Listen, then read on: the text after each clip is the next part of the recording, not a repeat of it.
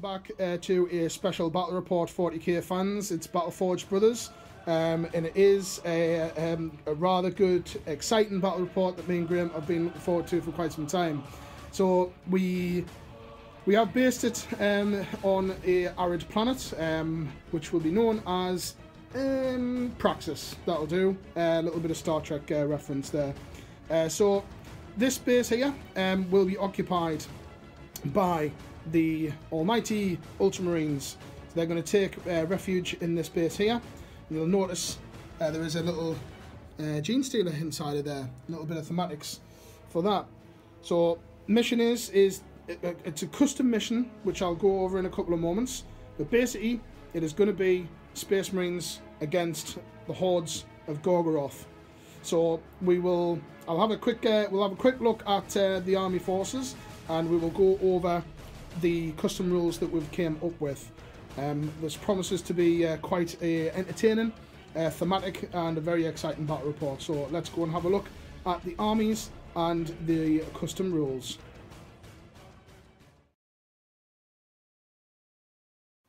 Right, so this is High Fleet Gorgoroth. They are hungry. They're on the way to go and get the Space Marines, which we will see in a moment. There is a lot of Tyranids here. So there's a couple of custom rules that we're using, but I'll go over the army list first. So it is 2 battalions and a spearhead detachment, which will give me 14 command points in total. Leading the force is the Warlord over here, the Flying Hive Tyrant, with the miasma cannon and the Siphon Talons. So he is the Warlord. I'll go over Psychic Powers in a moment. So I've got the Hive Crone there, Hive Guard down here with the Impaler Cannons. I have a Neurothrope. Powers for him is obviously just the, I'll go over a power in a moment. Just need to double check because there's quite a few Psychers in the force. I've got the Tervagon, who has Catalyst. Then I've got 3 squads of Termagants, all with Flesh Borers. Unit of Warriors, which have not been on the board for a long time, probably for good reason, with Despots and Siphon Talons. I've then got the Malanthrope, Exocrine. There is a couple of things that are unpainted slightly, so I do apologise. There's another unit of 8 Gene Stealers here, a unit of 10 Gene Stealers here. There is 2 Acid Maws in each, and they all have Rending Claws and Siphon Talons. The Broodlord here, who has the Horror Psychic Power, and moving across, we have a unit of 3 Zoanthropes, just with Smite. Then we have another unit which hasn't appeared for a while, the Screamer Killer, just on his own, with the Siphon Talons and the usual equipment that these guys have. Another Brood of Carnifexes with the Heavy Venom Cannon, Siphon Talons. All the Carnifexes have the Thresher Scythes in this squad. I haven't bothered with this one. And they have Toxin Sacks. Everything that can take Toxin Sacks has Toxin Sacks, which will be explained in a moment why. And of course, then they all have the Spore Cysts, so it's -1 to hit them. And the shooty ones have the enhanced senses as well, so they'll be Ballistic Skill 3. Just behind is the second in command. This guy has the Lash Whip and Bone Sword, but I have used some command points to give him another relic as well.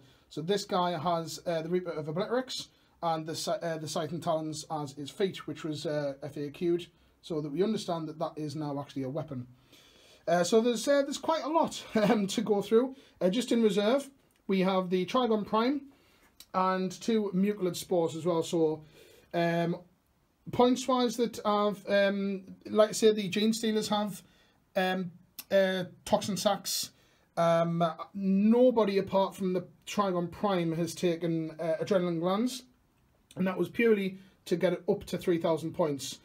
So for this army, what will happen is as they progress further in, each unit that is killed, which will be a kill point to Graham, I can respawn that whole unit once the whole unit is destroyed once again. So effectively, Graham will be fighting this army twice. So each unit, including the Warlord, until he dies the second time, will come back. Sorry, apart from the Warlord. What will happen with him is his traits will pass on to the next guy. So he is the Warlord over there. Then once he's dead, that's it. Warlord is killed. Just to kind of simulate that the Brood has passed on the experiences to another Hive Tyrant. I just thought it was a little bit more thematic. So every other unit will come back on. So Gene Stealers, full unit of them. Exocrine, full unit. Everyone will come back on once. And moving in, just very quickly before I explain a little bit more of the rules, the powers. So the Warlord, because there's a lot to remember here that I've gone over. So he has Onslaught and Psychic Scream. The next Hive Tyrant, the second in command, this guy down here, he has Paroxysm and the Horror. And then moving down to the Brood, no more Psychers in this particular battalion. Screamer Killer, no. Right, moving into the next one, the Brood Lord, like I say, he has the Horror. And, of course, all have Smite. The Neurothrope, he's just got his standard warp field, spirit leech, stuff like that. And that is pretty much it. Dominion over there, and of course Smite across the board. So, moving into the elements for the points before I start to show you the Space Marines, you'll catch a little bit of a glimpse of them. So, to represent the Tyranids coming in, what will happen is you'll notice some little unusual things here. Same again, these haven't been painted, so I do apologise. They run all the way along the middle here. So they're approximately 13 inches in from this little line here. I'm trying to avoid showing you a great deal of stuff here, but this line represents like a halfway point. So if at the end of the game I have units in this area which control the area and Graham doesn't have any units, I will gain 1 point for that. And then the next zone, which I'm going to be really, really careful to try not to show you a great deal, but you'll just see on the right-hand side of the camera an Aegis defence line and a couple of Space Marines as well. This will be the next zone as the Tyranids move in, which will give us a point. And another point, of course, will be First Blood. There is no line breaker in this game. There is Slay the Warlord. I just thought thematically it wouldn't make sense for the Space Marines to want to be in this zone. And also it's a little bit unfair if I get line breaker because the Tyranids are wanting to get there anyway. So we're dropping that one. So let's go and have a look at the Space Marine side of it. So come on you men, do you want to live forever? Right, okay, so here is the 13th. The Ultramarines themselves, they are dug in. They are defending against the Hive Fleet. And basically, the story is the Warlord here, the Captain, does he have a name? Not yet. We'll call him Captain Bob for now. See what heroics he does. See what heroics he does. He's unnamed at the moment, but he's the Warlord today. They are embedded within this outpost, and they will be holding off because Exterminatus has been called. Tyranids are all over the rest of the planet. The Ultramarines are going to retreat, and Exterminatus is going to be called upon. And also they want to take away this little device here. You can't really see it through the glass. I'll just see if I can pan a little bit further round. But there is a Gene Stealer in there. So they're going to try and capture that to maybe learn a little bit more about the movements of the Hive Fleet. So of course that is why one of the main reasons that the Tyranids are here. So as you can see, they're well dug in. There's a couple of custom rules for this side as well.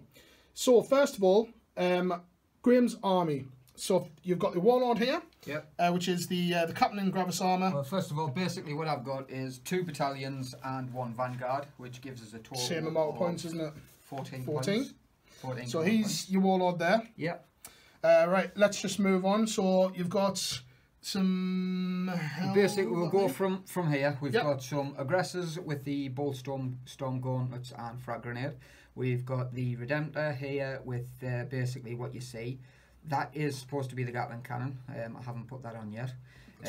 We have got a squad of 5 intercessors there with the bolt rifles. A squad of 5 intercessors along here with the bolt. Sergeant's the last one of them, yeah? Yeah.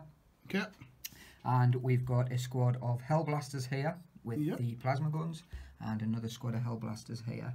Now, we've got a model which I haven't seen on the channel, which is the company champion. I've had him for a while. Never nice really looking model. And not very also often. the Honor Guard. Honor Guard at the back as well. It's not very often you see Honor Guard. So starting along this way, we've got the Dreadnought with the las cannon and the Dreadnought Power Fist. As Stu said before, Captain in Gravis armor.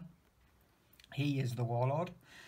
We've got a Centurion Devastator squad, all armed with las cannons. We've got a Lieutenant here. Nice. We've got a Primaris Librarian, yeah. sorry, and also... That guy's from Conquest, isn't it? Is that one of the Conquest Marines, the Lieutenant at the back? No, I've got no Conquest stuff yet at the moment. All right, all cool. Still blue. Okay, yeah, so Librarian. We've got the Librarian, and we've got another squad of Intercessors there. Looking very cool. Now behind the lines. Further afield, we've got a squad of normal, let's call them midget Marines now.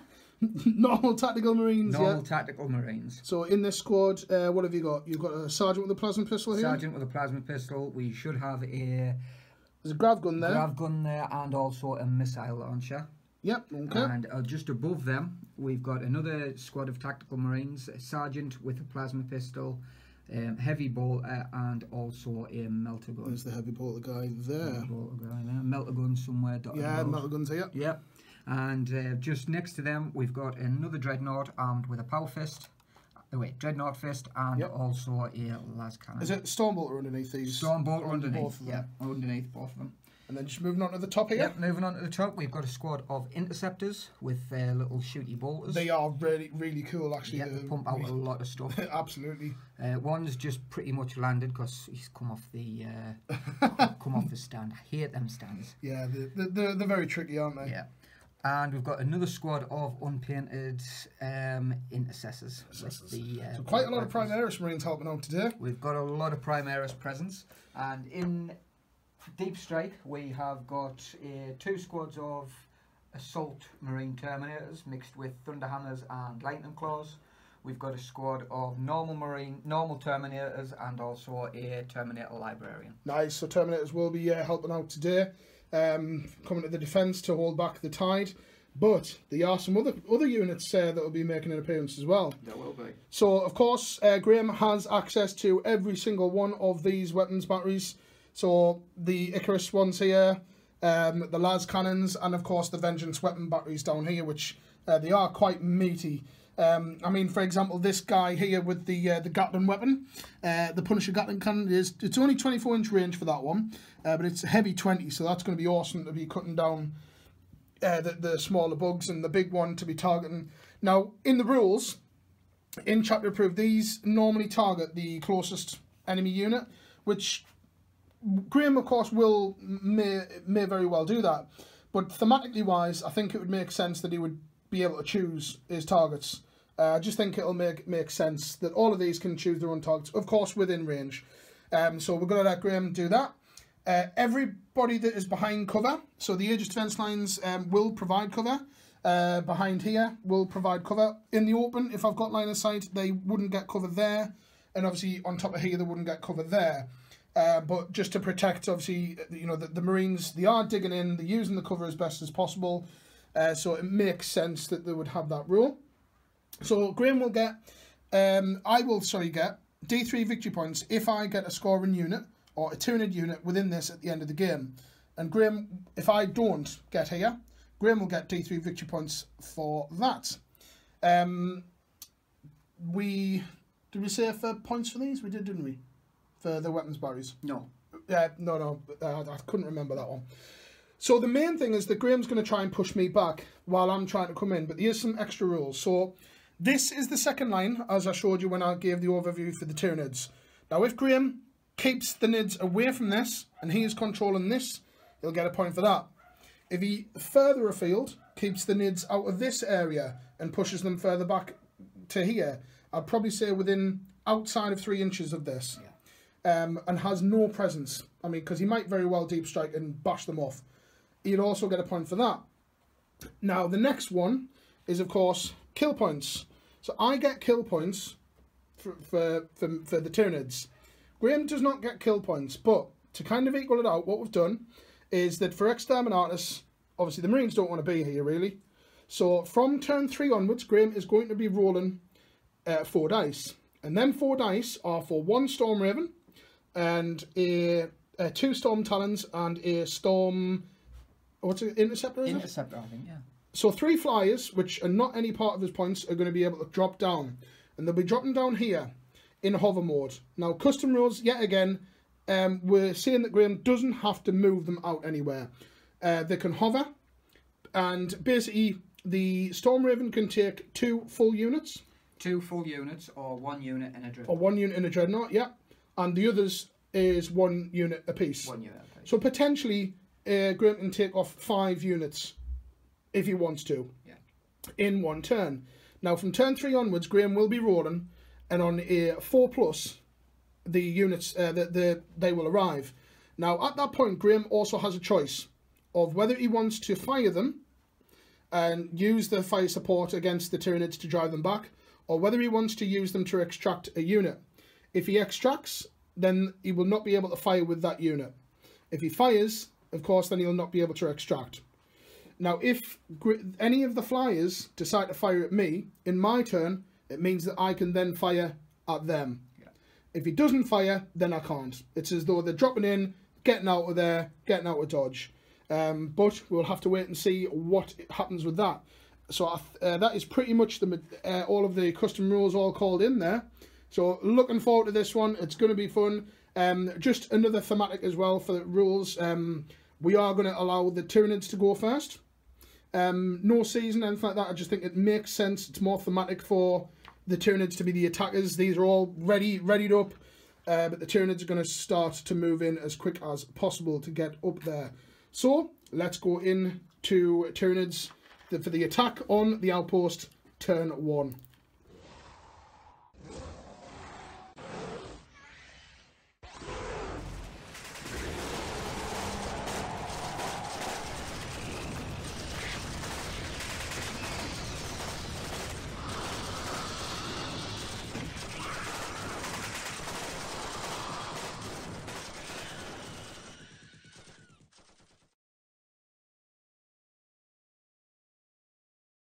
Right, so as the captain issues his orders, he hears screams and thundering and flapping of wings, and the Tyranids are on the move.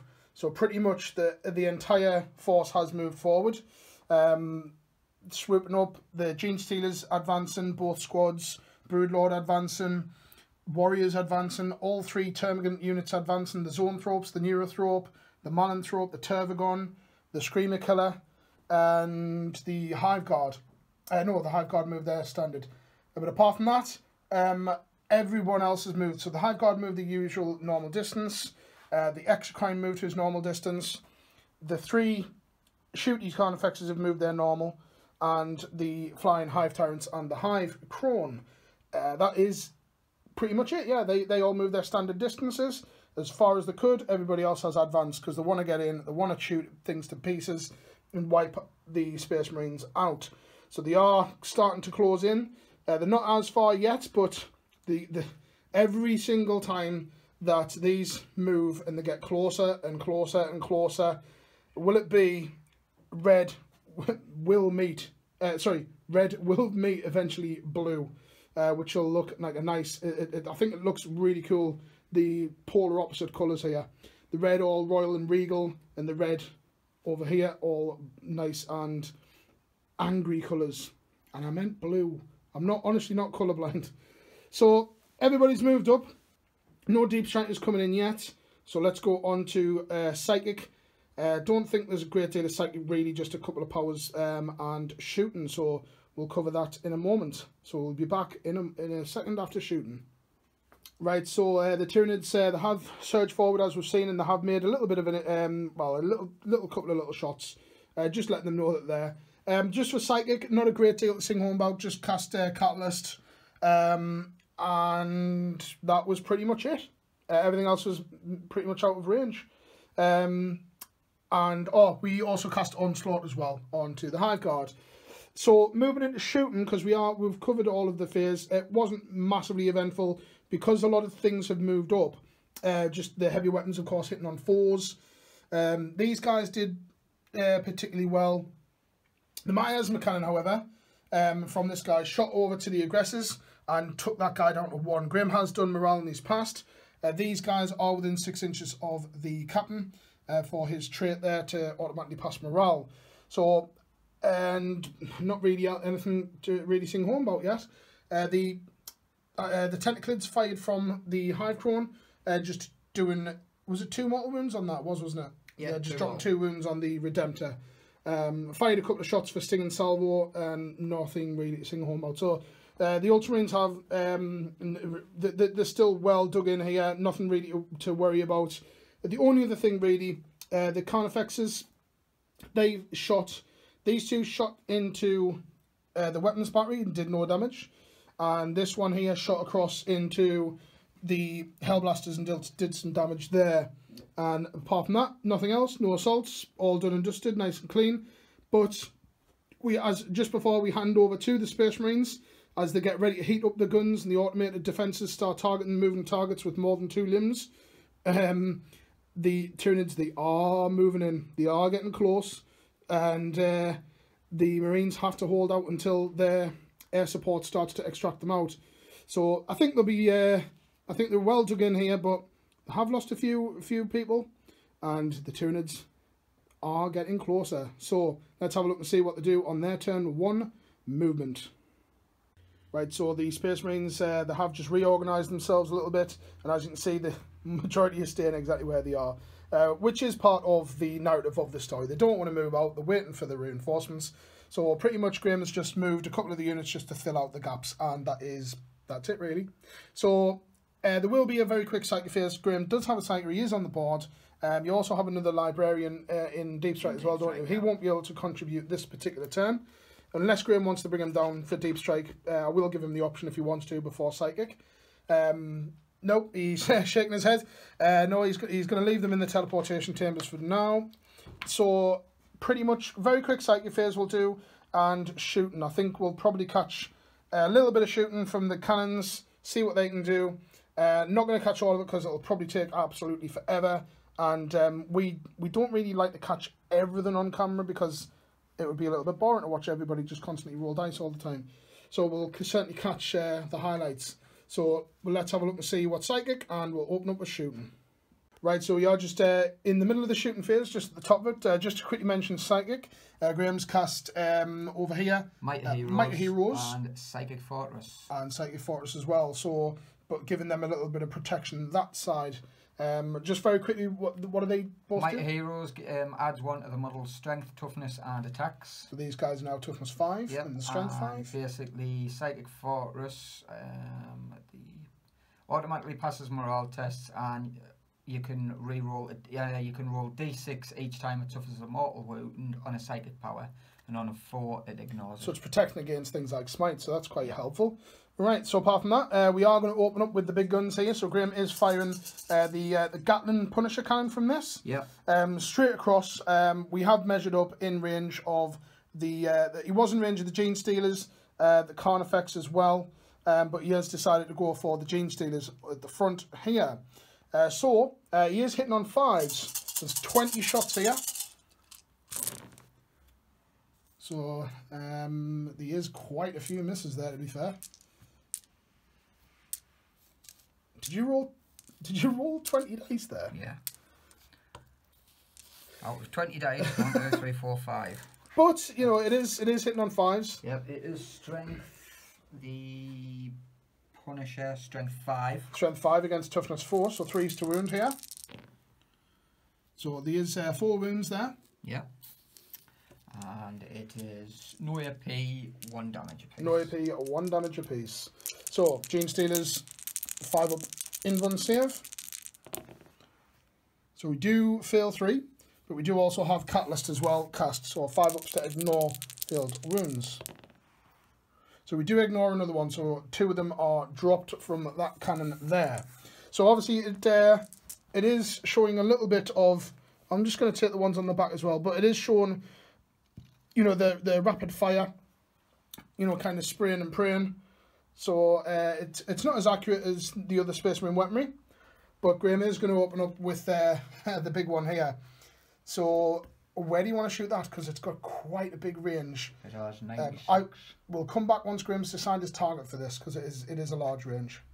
Right, so after a little bit of deliberation, Graham has decided he is going to target. He wants to go for the Warlord, and he's going to fire a big, massive shell into him. So, is it how many? Is this just the one shot, isn't it? Heavy D6. Oh, heavy D6. Yes. Does get 3. I am going to command point. Do you have command points? Yeah. I do. That's better. Nice. Paid off. I'm trying to think of just while we're filming here as well, as you can probably guess, there's a lot of Starship Troopers references going on. Just trying to think of a name for this guy, for the captain. Maybe it's Captain Radcheck. Radcheck would have been good. It would have been if cool, he was a wouldn't it? wolf. Yeah, if he was a wolf. Yeah. But Radcheck. I like Radcheck. Come up with something. Right. Anyway. Rico. Yeah. It's more of a Captain Rico. Romany Yeah. type name. Yeah.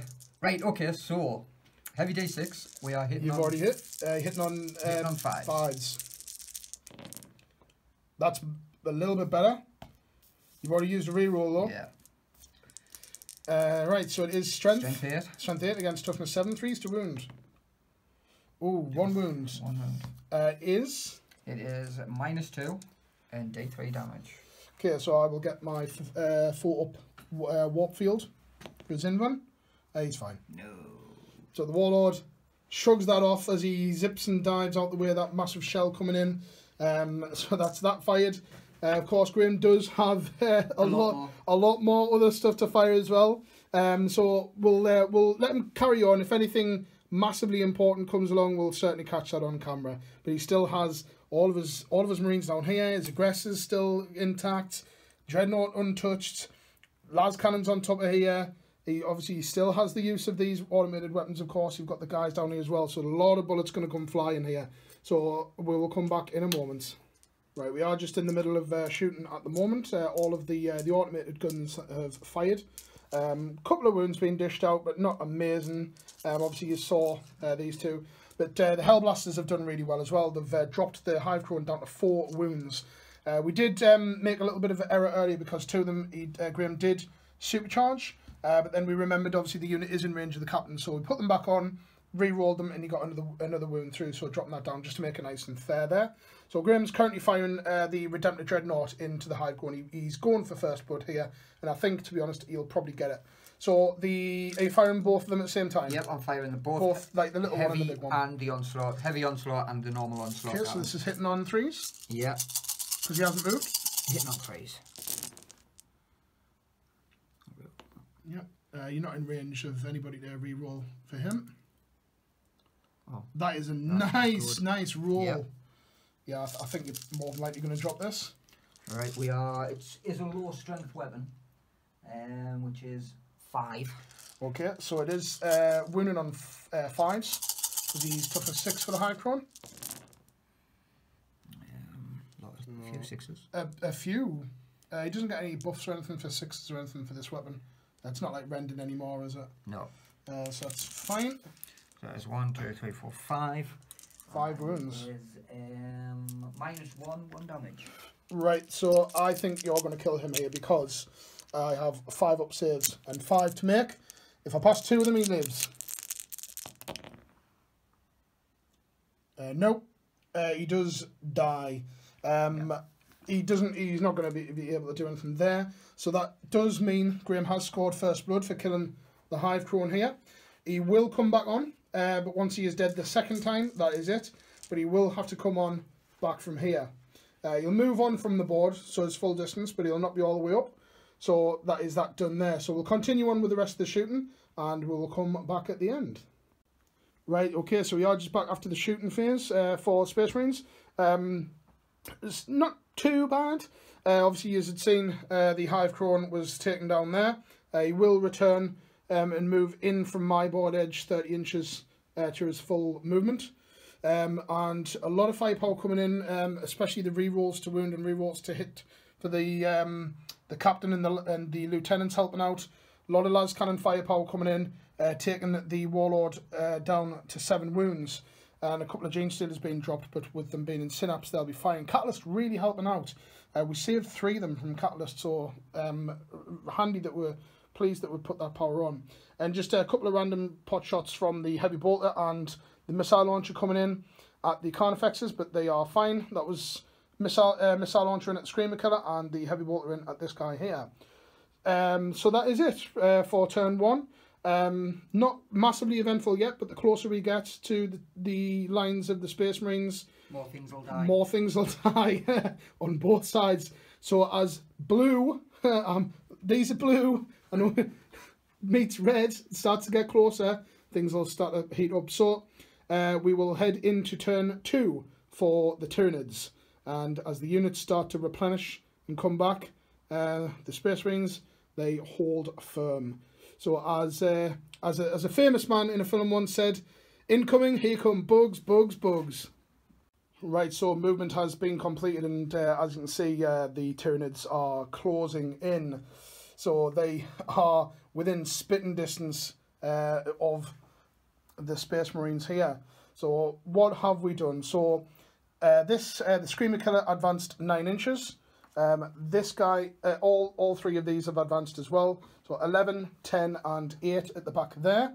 The Hive Crone came back on. Obviously, once he's dead again, that'll be it. So he's came on 30 inches this side of it this time. The second in commands came swooping up here. At the end of the phase, the Mucilid Spores have come in. The Warlorders moved up as well. Pretty much everything that can advance has advanced. The Gene Stealers have moved up, advanced. The Warriors, the Zoanthropes, the Neurothrope, the Broodlord, the Mananthropes moved his normal distance. The Tervagon advanced. The only ones that didn't really was the Exocrine and the Hive Guard. At the end of the phase, like I said, these have popped up, and the Trigon Prime. But you'll notice he's wounded. What's happened there? Graham played a nice little stratagem. What's it called? Auspex Scan. Auspex Scan, yes. So he elected to use Auspex Scan, which allows him to basically shoot at a unit that has arrived from Deep Strike, and he selected the nasty Centurions, and they dropped him down to 3 wounds. So he's popped his head out of his hole and getting shot straight away. So he's very, very weak there. We also used a stratagem. We used Metabolic Overdrive on these guys. They won't be able to charge, but obviously it's closing that distance and getting closer and closer, and a bit of a shield towards the other guys behind. So they have moved. I did lose 2 to Metabolic Overdrive for the mortal wounds. But now, you'll see, of course, near the spores that are on the field, there's one there. So at the end of the game, if we've still got units in this, we'll at least get a point for that. But our aim is to get in here. So let's have a look and see what psychic powers we can do. And shooting, because there's a lot of our weapons will now start to get in range, and potentially might even be able to get some charges off as well. So let's go and have a look and see what powers we can do. Right, so we are just back after psychic and shooting. Psychic phase, not massively eventful, to be honest. A couple of powers being cast. We dropped a couple of wounds off, 1 wound off this from Smite, and we also cast Psychic Scream and took 1 wound off this guy here. From the Intercessors. We also cast Onslaught on the Convex, and we also cast Catalyst on the Gene Stealers there. Apart from that, shooting, a lot of firepower coming in. My Asthma Cannon doing damage, taking the powers down there. We also cast the Horror on this unit as well, taking out one of the Centurions, and we also dealt some damage out onto. We attempted to on the Dreadnought over there. But didn't do a great deal of damage there. He's currently on 7 wounds. We did get our first kill point. We took out the Hellblasters here. There is another squad still there, 2 guys left, and we've also whittled some of these down as well, but not massive yet. But we are, same again, we are closing that line. We're going to also try and do some charges here as well. So first of all, I'm going to attempt to charge this Mucilid Spore into this squad here, and then this Mucilid Spore into this squad as well, and then the second in command. So, and that's pretty much it, because everything else is. I'm going to try and get the Trigon Prime in as well, because he may be able to get in. He is weakened, and might see if I can do some damage on the way. So we'll work out Overwatch, get that all sorted out, and we'll see who has getting in. Right, okay, so we are just back after the assault. So in regards to Overwatch, no damage from Overwatch. Both of the spores got in and took out 5 of the Marines there. The Hive Tyrant rolled a 3, unfortunately couldn't get in combat there. The Trigon Prime got in, got 1 wound, and that was with his tail, just with the wound characteristics reducing his ability combat power there. And then the Marines dishing out 2 wounds back, so he's probably going to die. But we have silenced these units for our next turn, for the time being. For Graham's turn, sorry. Although there is a couple of different things he can do, but it means that he's not at his full capability for firepower there. And apart from that, no kill points. We haven't killed a full unit for that yet. Morale is absolutely fine. So we are going into Space Marines on their turn 2. So as we go into the turn 2 for that, they start to hear chatter on the radios on the signal beacon here, and in the very, very distance the captain can hear the roar of engines. So we'll have to wait and see what happens in the turn 3 for that, but we are going on to turn 2 for the 13th.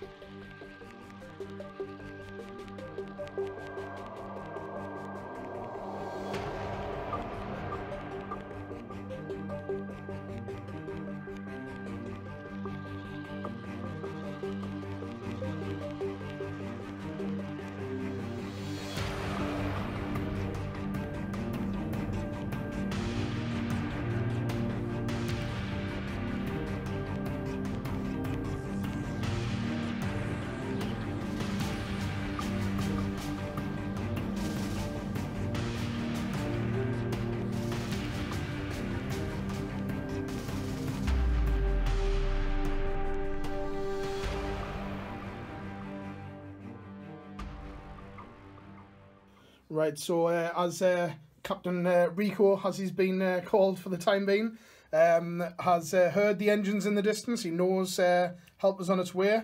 It's not the ships haven't arrived yet, but we'll have a look and see what they've dropped off. So there's a lot of movement happened here. These guys have fell out of combat. Dreadnoughts come moving round. This Dreadnought stayed still. And the Honor Guard have as well? Yep, these have stayed still. The Honor Guard's just shifted around a bit. This Dreadnought's dropped down, and things have just shuffled about a bit. The Intercessors, of course, swooping down, and the Intercessors here just moving up, and the reinforcements have arrived. So they have deep struck in the Emperor's Elite, the Terminators. So we've got 1 assault squad here, another one here, just on the outskirts. Sergeant obviously leading the way, and the tactical unit here. Very nice placement there as well with the heavy flamer at the front. Nice tactful play there by Graham. Just a bit of Overwatch protection, and pretty much the squad's just moving around here just to keep in coherency as well. And that is pretty much it for movement. So let's have a look and see. There's obviously more guns on the board now, especially with the Terminators joining in. And I've got these are still fully operational. More combat weapons as well. Yeah, a lot more combat weapons, of course, for combats. Dangerous weapons as well, like the Thunderhammers. Not liking that. But we will have to wait and see what shooting does first. But before shooting, let's have a bit of a dabble in the warp, because the librarian here is here as well. So we'll come back after a psychic phase and move into shooting.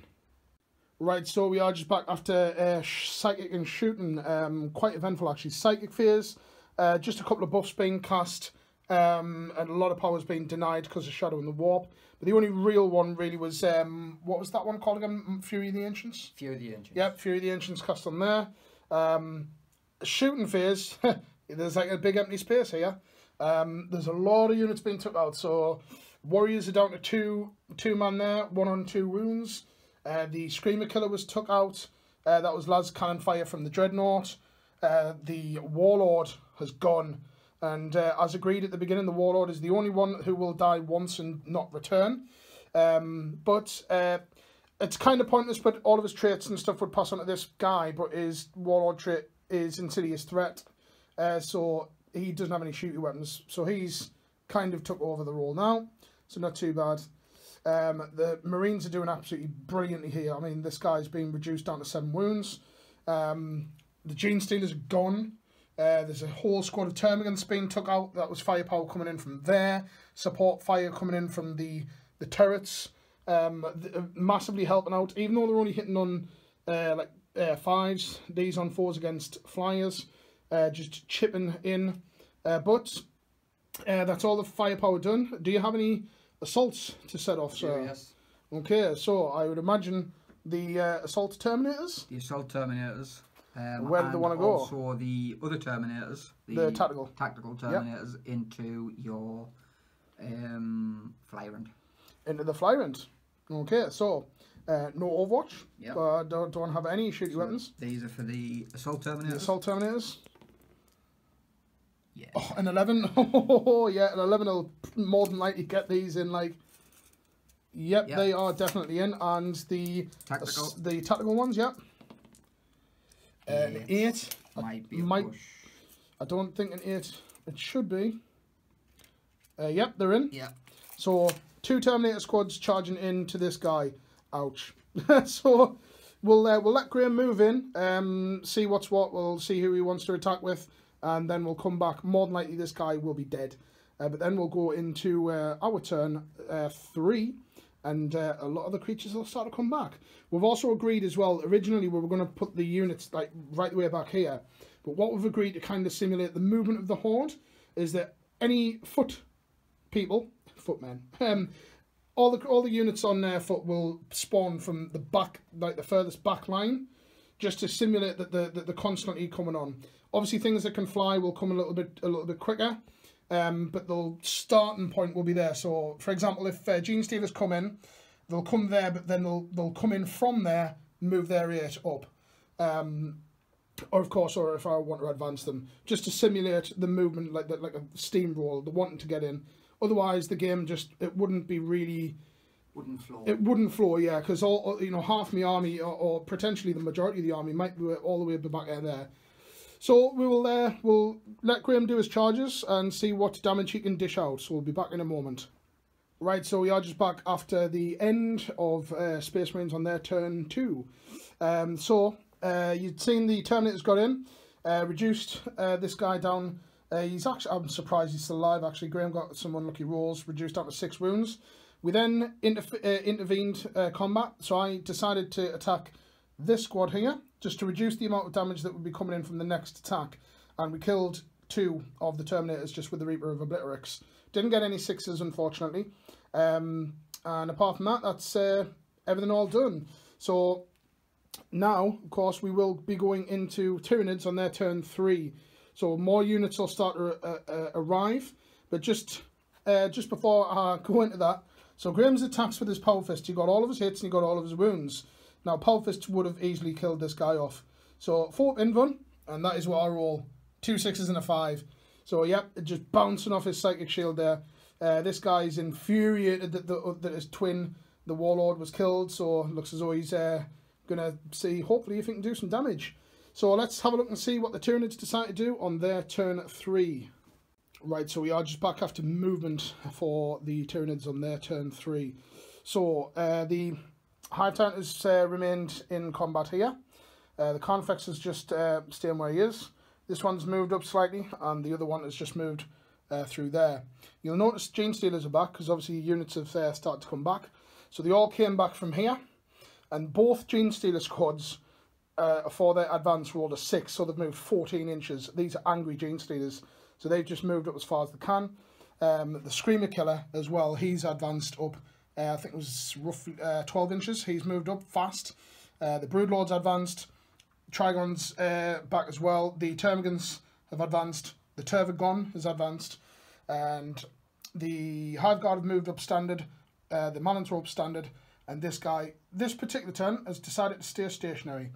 The Hive Crone has just came swooping across, casting its dark shadow across. Heads lifting up as they see this big winged beast come over, screeching. Flapping its wings, looking to see if we can burn some of these out. And at the end of the turn, the Spore Mines have come back, so there's one there, and one just at the back there, and the Trigon Prime is coming back as well. So that is that all done. So we do have psychic to do, and of course shooting. So we will come back once psychic phase is all finished off and moving into the shooting phase.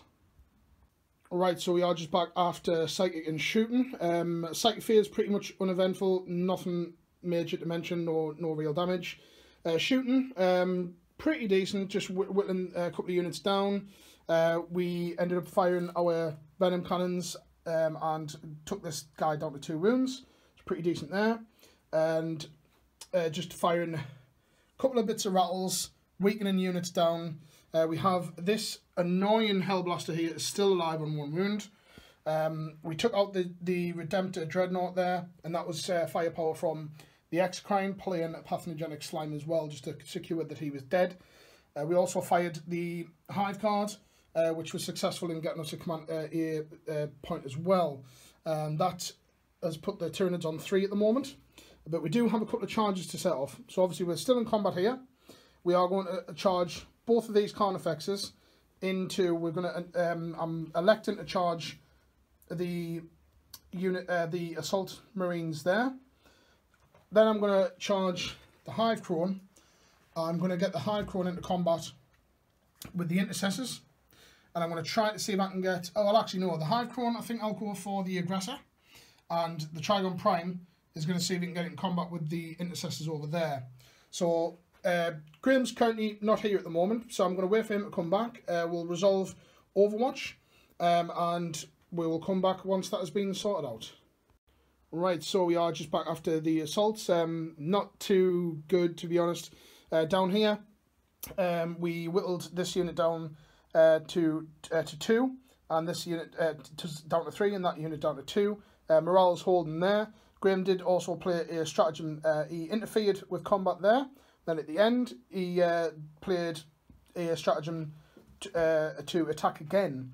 So, nasty little work there. So this Hive Tyrant's down to 3 wounds. Across this side, the Hive Crone failed to kill the unit there, but he has shut them down for the time being. And the Trigon Prime is locked in combat with them as well. So Graham, obviously, is going into turn 3. So the captain and the rest of his squad around him start to hear the buzzing of the engines. The fans are all whirling up for the extraction starting to get into play. So Graham is going to roll to see if the flyers start to arrive. So it is the beginning of turn, technically the end of turn 3 for Tyranids, but I just want to catch this on camera before he starts moving. So we have a Storm Raven, yep, and we have 2 Storm Talons and a Storm Interceptor. Right, so the Interceptor and the Talons are green dice, and the Raven is the blue one. Is the blue one. So on 4s, these will arrive. Oh, so all but one. So they will all arrive within Graham's deployment, and as agreed, obviously they won't move. They can hover and just stay there. But obviously Graham will be able to position them in places to start the extraction process. Or he might bring them in and use them as fire support. But it's up to him. We'll have to see what he does. But we'll come back after movement for Ultramarines on their turn 3. Right, okay. So as Captain Rico keeps his squad in line, he is humbled to see his reinforcements. The pilots have came in. So what Graham's done is every one of them is starting to extract. So this guy's took 2 squads. And these have all took 1 apiece. Wait, the other 2, because the other guy didn't turn up. So they are off, so they are pretty much guaranteed points at this stage. Now, at the end of Graham's phase, these will disappear, because we did agree that if they extract, I can't target him, he can't target me. But then, of course, for the Graham's next turn, it's whether they'll be able to make their way through the interference caused by all the Tyranids and the bioships. So that's them. Right, so movement-wise, Terminators, the second squad have moved up. Look as though they're going to try and join in and help out their brethren here. These are still in combat. The Librarians moved up. Dreadnoughts moved up into support here, alongside the Centurions, the Intercessors, and the Primaris Librarian there. Dreadnought, same again, with the Honor Guard, looking really cool together there. Nice little retinue. The Aggressor fell out of combat, and the other they fell out of combat. These fell out of combat as well.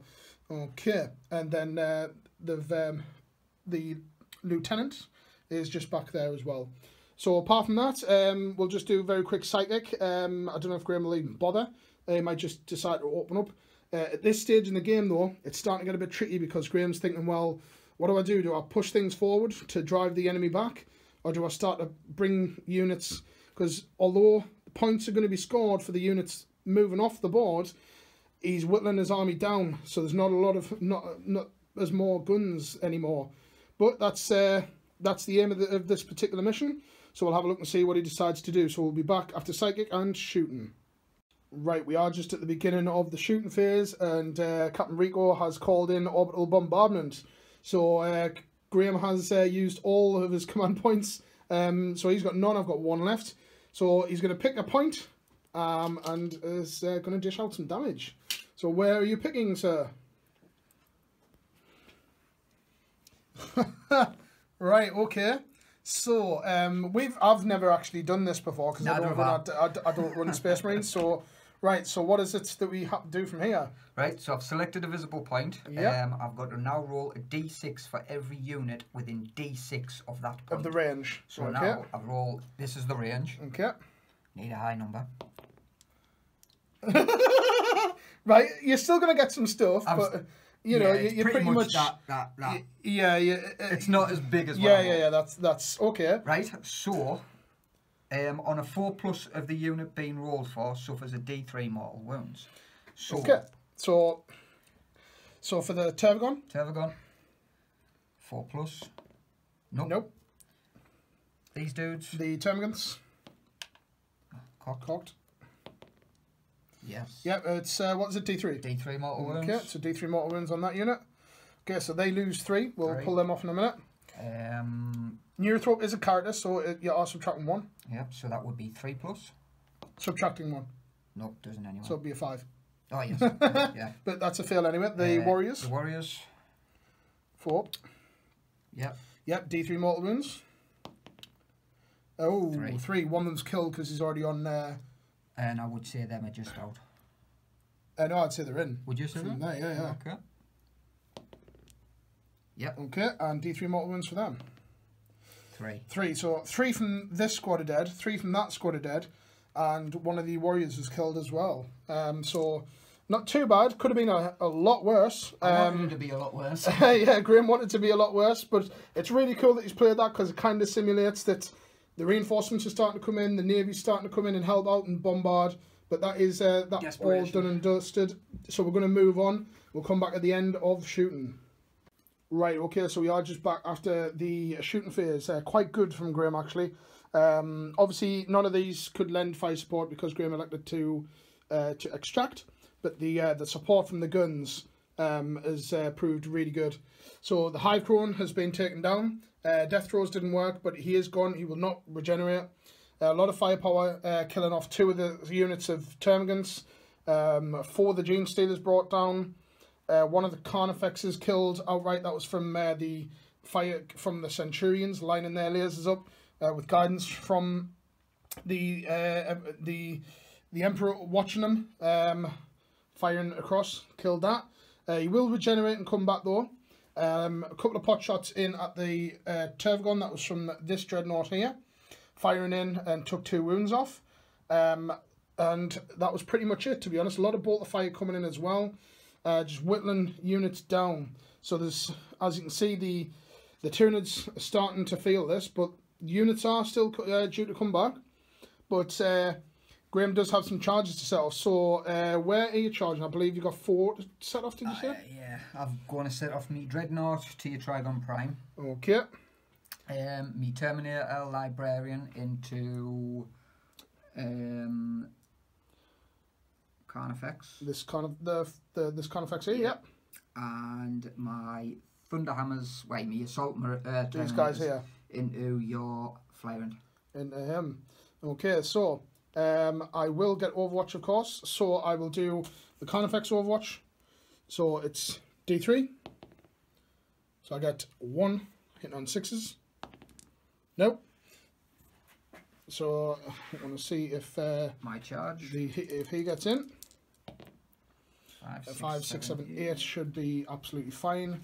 Yeah, it will be anyway. I think it's only 6 inches in. Yeah. Yeah, he's okay. So he joins in. Lend some support there. The assault terminators, obviously we're already in combat, but no shooty weapons anywhere. Yeah. So just a straight up roll for them. Yes. Oh, 12 inches, yep. So we'll move them in a sec. And the Dreadnought, I do have Overwatch, but I'm not going to bother because it's not really going to do them a great deal. 4 inches, yep, that'll be fine. Yep. Just fighting across that side. So that's all the charges moved in. So we'll go into combat. I'll probably catch this one on camera. So we'll move on, see where Graham wants to start, and we'll come back. Right, okay, so we are almost at the end of assaults. Not going to review it yet because there's a couple of other things that need to happen. But this combat here we're wanting to catch on camera.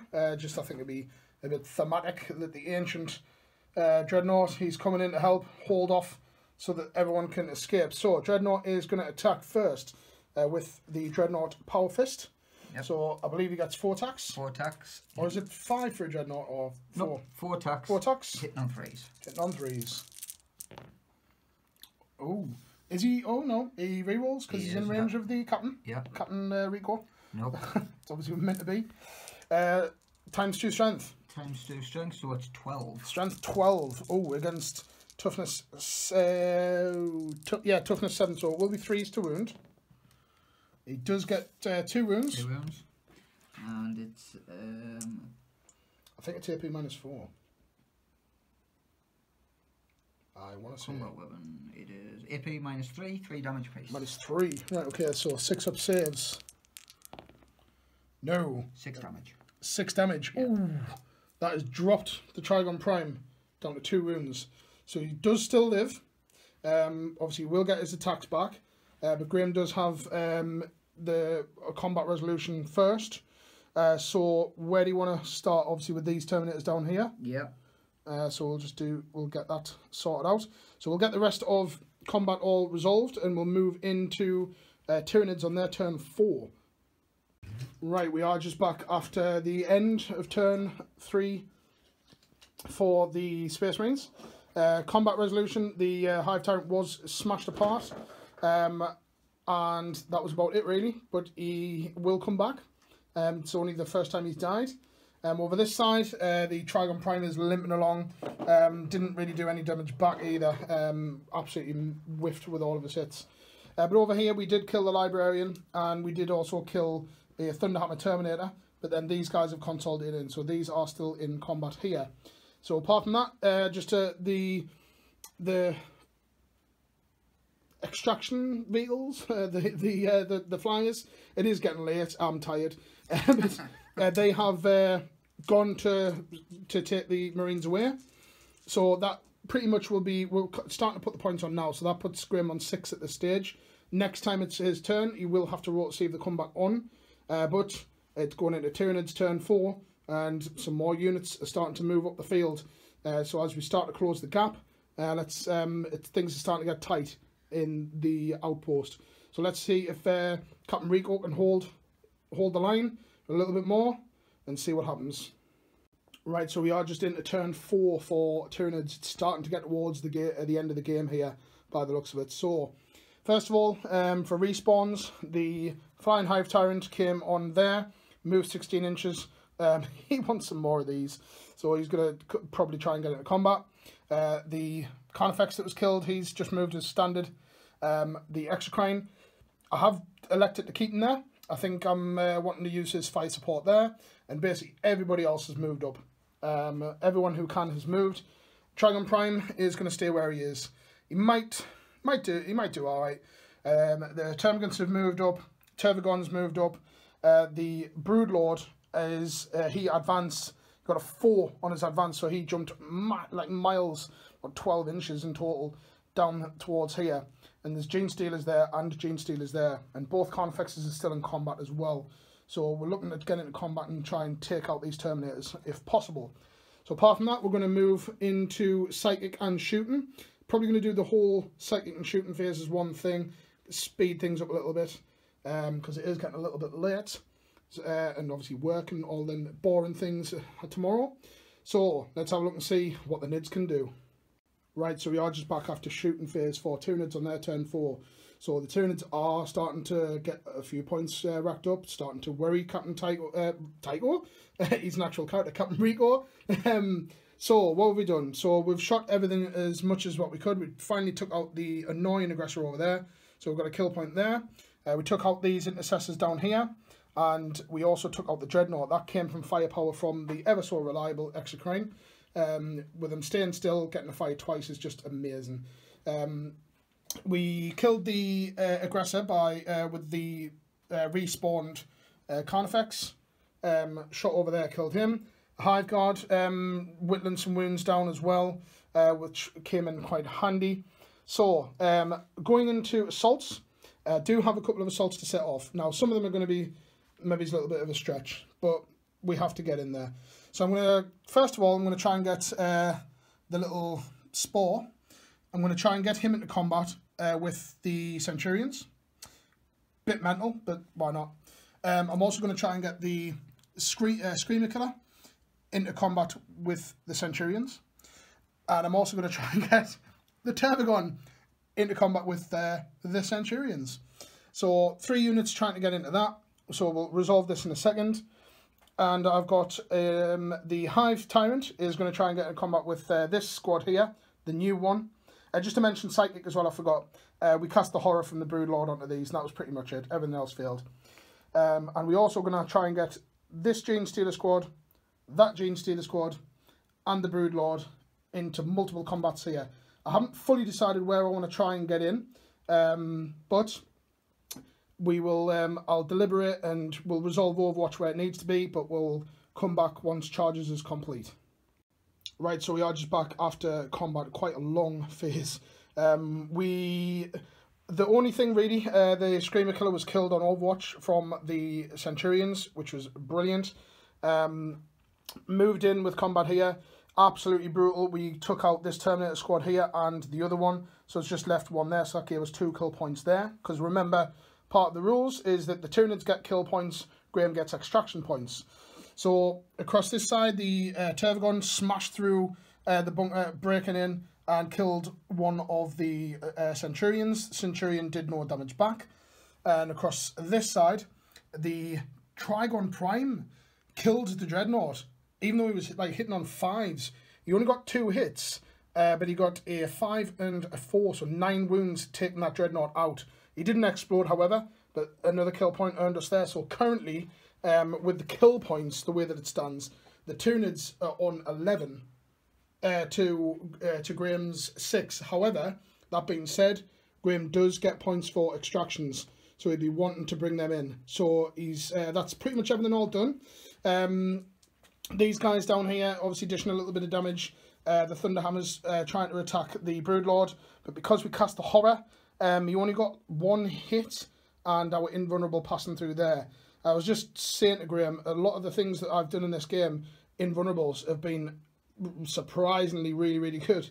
And taking out 2 Gene Stealers with the Lightning Claws. So Graham's just going to roll to see if the flyers come in again. So on 4s. So there is, the blue one is the Storm Raven. Yeah. So the Storm Raven and another vehicle are arriving. So as Captain Rico looks up, he's wondering what's happening. The atmosphere is starting to darken. The skies are getting dark as well. And only 2 of his prized possessions have made it through the storm. So it is looking as though that this may potentially be the final turn as well. If we can get a turn 5 in quickly, we'll certainly try, but time is short. But we'll see what happens. So we'll be back after movement. Right, so we are just back after Space Marines on their shooting for turn 4. Not too bad, actually. A lot of firepower coming in from the support batteries. This one firing in at the Zoanthropes. Getting a lot of hits and a couple of wounds, but the 3-up invuln passing there. Just with the miners for the Mananthrope being in as well, just reducing that capability. So normally hitting on 5s, we're hitting on 6s. Couple of pot shots coming in from the Plasma and the Lance Cannon, but the Tervagon only taking 1 wound. Bolters and trying to fire and take this guy out. But Rico lined up his gauntlet and shot it straight square in the face. So he's down to 1 wound. And apart from that, no further real damage apart from the quad guns, lending a bit of fire support, took one of the Hive Guard down as well. Now that unit would be able to respawn, but to be honest, I don't think it's going to get to that stage. So, Graham, we are into the assault phase. Now, obviously, ongoing combat here. Do you have any charges, sir? Yes, I'm going to charge... No, actually, no, I'm not going to charge. You're not going to charge? I'm not going to charge them, but Okay. I am going to charge the Honor Guard, the champion, yeah, and also Captain Rico. Rico as well. Rico's got to get in. He's got to get in. You know what? He's on 1 wound. He's probably going to die. I'm not going to bother with Overwatch because it's pretty crap for the biostatic rattle. Right. So, are we going to go 1-on-1? We've got the... No. We've got the Honor Guard. He is human after all, I suppose. Well, superhuman. Got the Honor Guard going in first. Yep. Oh, they're in. We've got the champion. Such a nice model, this as well. It's nothing. I think he's quite rare now as well. And Captain Rico as well. Yes. Yep. So, Rico raises his power sword in fury. He's done all he can to get as many people out as possible, but he wants to slay the beast, who, as well as the Tervagon, have breached the outpost here. We haven't actually got a name for the outpost. We've just been calling it the outpost. But Whiskey Outpost. Whiskey Outpost. Yep, that'll do. Yep. So he is the hero so far. Let's see what he can do. So, actually, you know what? Are you doing Rico first? We'll do Rico first. We'll get him on there. I'll just get his stats up. You know, I could be really nasty and go, oh, I'm going to interfere, but I can't. I don't have the command points. I've got 1 left. And I don't know what to use it on. Captain in Gravis Armor. He's got 5 attacks. Do it, Rico. Just realised. Nuke him, Rico. Yeah. Right, so... That's what he tried to do earlier with his orbital bombardment. Right, we'll do both the Bullstorm Gauntlet. Oh, you can attack with that, can you? You can attack with that, right. And you can also attack with the power. But I'm going to just... All the gauntlet. I'm going to punch. I'm going to fist him. You can fist it to death. Yeah. Right. So we're hitting on 2s. 2s. Yes. No, he didn't need any re-roll. He's angry. Okay, so strength. Strength times 2 of the user. Strength 8. 8 against toughness of 7. 3s. Oh! He's just gone. What is this? There's no lieutenants nearby to help him out. They've done a bunk in the flyers. No, so Rico will not be slaying this beast. Maybe his cape has been caught underneath something, or perhaps he's a little bit afraid. Maybe who knows? Bottled it. He has. So can the Honor Guard and the champions do any better? We'll have to see. So we'll come back after that, and of course the ongoing combat down here. Right, so we are finished with the turn 4 for Tyranids, and we're going into turn 5 for the Space Marines. Turn 5 will be the final turn, which I think it's worked out well as well for time. So Terminators were wiped out here, so that gave us a point there. Rico, obviously he did fail all of his hits, so that'll be 10 lashes for you there, Rico. However, the champion, showing him how it's done, took out the Trigon Prime there, so he will not be coming back. So with the kill points that were picked up there and moving across, Tyranids are storming ahead at the moment on 12 points, but we have 1 more turn round to go. Rico, obviously a little bit ashamed about what he's done, but can he achieve his mission of getting everybody out? And of course, we do still have D3 points here to fight for. So we'll have a look and see what happens. So very quickly, Graham's just going to roll to see who comes in for the transport. No, it's yours. Is it mine? Yeah, it's your turn, yeah. Can't be, because I took them out. It's not. Oh yes, it is. Yeah, I'm just getting a bit mixed up. Yeah, it's my turn. Yeah, it's been a long day. So yeah, we're going into the last turn for Tyranids. It'll be a pretty quick one, and then straight into that. So we'll be back after Tyranids turn 1, turn 5. Right, we are back after movement for Tyranids on their turn 5, and look at this. Just like the inspiration that has gave us this battle report, they are breaching in towards the end. So the Genestealers advanced 9, both of them, and the Broodlord has advanced 11, so just ahead. Tervagon's just shifted ever so slightly up. Everyone else has just moved forward. The only unit that hasn't moved is the Mananthrope and the Hive Guard, and obviously the little Muclid over there. The Winged Hive Tyrant has just flew up. Looks as though it's going to be a standoff here, but we may be able to get that point there. So we'll have a look and see what we can do. We're going to very, very quickly Psychic and Shooting. Let's have a look and see what the Tyranids can do. Can Rico hold out? That is the question. Or can we potentially slay him? Let's have a look and see what we can do. Right, okay, so we are just back after the Psychic and Shooting, and I've also done Assaults. Psychic, uneventful. The only thing that I cast was Catalyst, and that was on the Broodlord, but he didn't need it. Shooting, just a couple of pot shots coming in from the Hive Guard. We killed the... who did we kill with that again? It was just some random guy, wasn't it? Hive Guard? The Hive Guard, yeah. I can't remember who they killed. I don't think... No, they took shots at this guy, didn't they? Yeah. But he passed all his saves. Yeah. He's been so goddamn annoying. The Exocrine shot... And he... What did he kill? He killed something. I don't think he killed anything, to be honest. No, I think you're right, yeah. Yeah, no, he was found at the Honor Guard. Yeah. But their saves are actually quite decent, and with the invulnerables and stuff like that. So yeah, so no damage from Shooting. And that was pretty much it. So combat was our forte here. Obviously, we did take out charged in with the Broodlord and the Genestealers. Didn't even need to go into combat with the Tervagon, and we absolutely minced the Centurion there. So a kill point there. And combat here, the Lieutenant was struck down by the Reaper Obliterax. We did get a 6, but Graham passed that one, so for the double damage.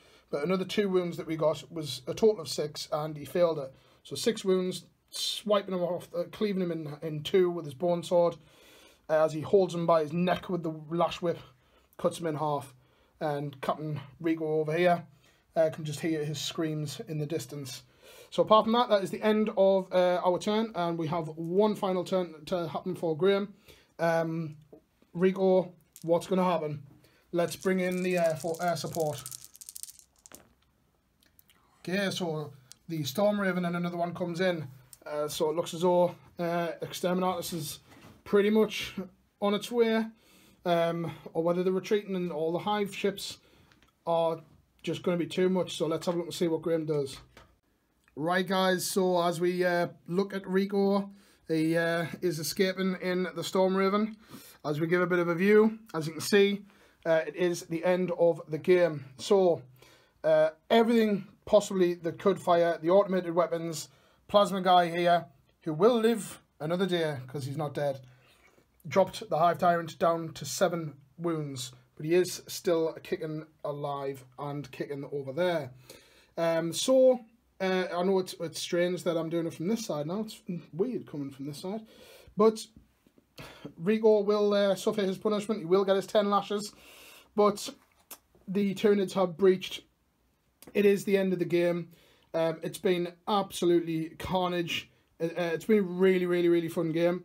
But in regards to points, so points-wise, kill points that the Tyranids were getting, and also, so we get the 1 point for being in this sector here, and also another point for breaching into the compound.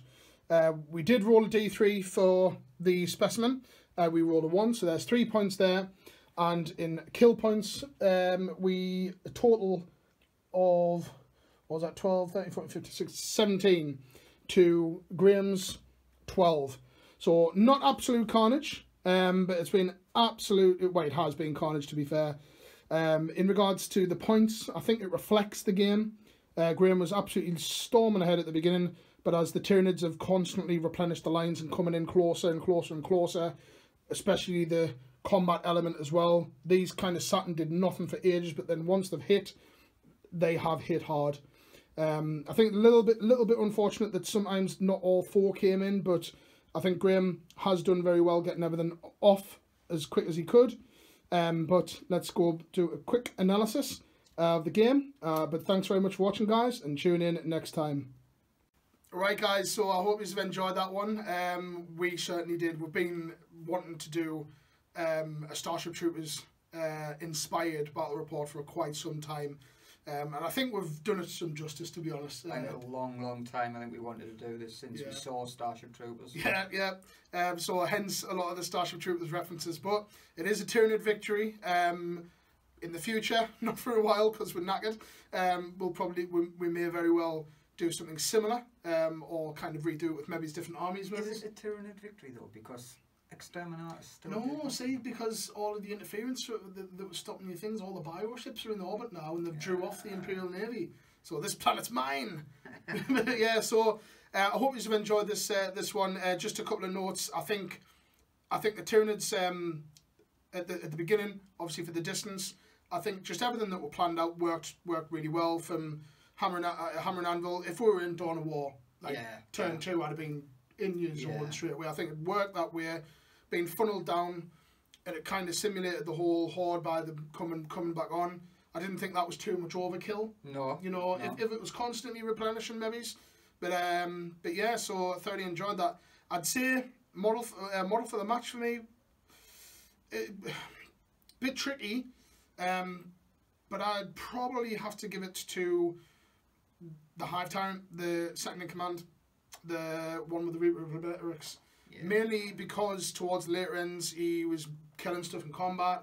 He was, giving synapse, causing new problems, and the invulnerable saves in that game for the Tyranids were just off the charts. Yeah, definitely. Like hardly ever failed 5-up invuns or 4-up invuns and things like that. I mean, that guy, he died once. And that's it. Then he came back and he was like, right, I'm going to have you. Yeah, once you come back, that was it. But to be honest, I think once you come back, I was starting to get my guys off the board, get my guys off the planet. It was a bit of a double-edged sword, wasn't it? Yeah. Because by you taking people off, giving Graham the points, the units weren't there to dish out the fire support. Yeah. But that was your objective. Yeah. So I think it worked really, really well. What would you say for you for model of the match? Me, Centurions. Without a doubt. They did really, really well. The firepower they were pumping out, the damages they were pumping out, the wounds they were pumping out was just... Killed a lot. Second to none. Killed a lot, yeah. Once they started to go, it was... Yeah, that was where my weakness was in the army. Yeah, they held their own for all game until pretty much just the last turn. So yeah, like I say, that's all done and dusted. So not too much of a steamroll over, but it is a Tyranid victory. No doubt Graham will want revenge at some point in the future. But maybe with some new units and stuff in the armies as well. It's always nice to kind of redo them with new armies, new lists. Yeah. But yeah, so I hope you've enjoyed this one, guys. And until next time, happy wargaming.